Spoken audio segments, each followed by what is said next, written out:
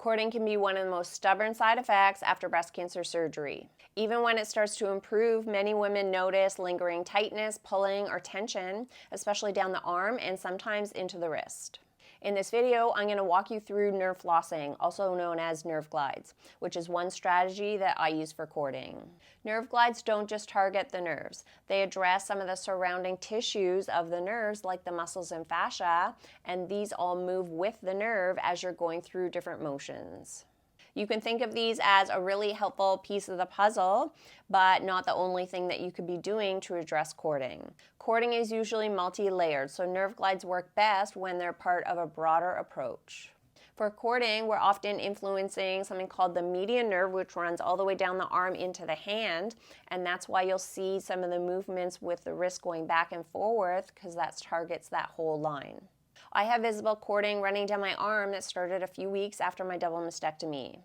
Even though it wasn't visible in my forearm, I could feel the tightness there that I never had before, and it affected my wrist range of motion where I couldn't extend back as far. I did a lot of things to address my cording, but nerve glides in particular helped to address the tension that extended further down my arm. These movements help because they put a gentle tension through the entire line all the way down to the wrist. For the basic nerve glide, start by placing your arm out to the side in a stretch position.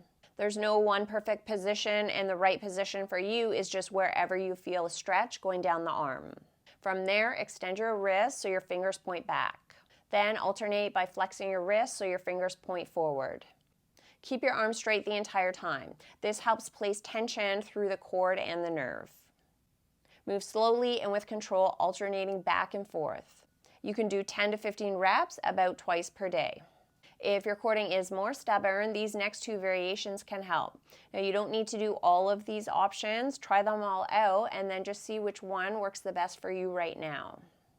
For the first variation, you'll repeat the same movement, so fingers back and forth, but this time you'll be adding neck movement. When your fingers point back, gently tilt your head away from that arm. Then when your fingers point forward, tilt your head towards the arm. This increases tension through the nerve pathway and cords. Again, aim for 10 to 15 slow repetitions. For any of the variations, if something feels sharp or irritating, that's your cue to ease off. The second variation is done using a wall. Start with a static chest stretch. Place your arm on the wall with your elbow straight and your wrist extended, so your fingers are pointing back.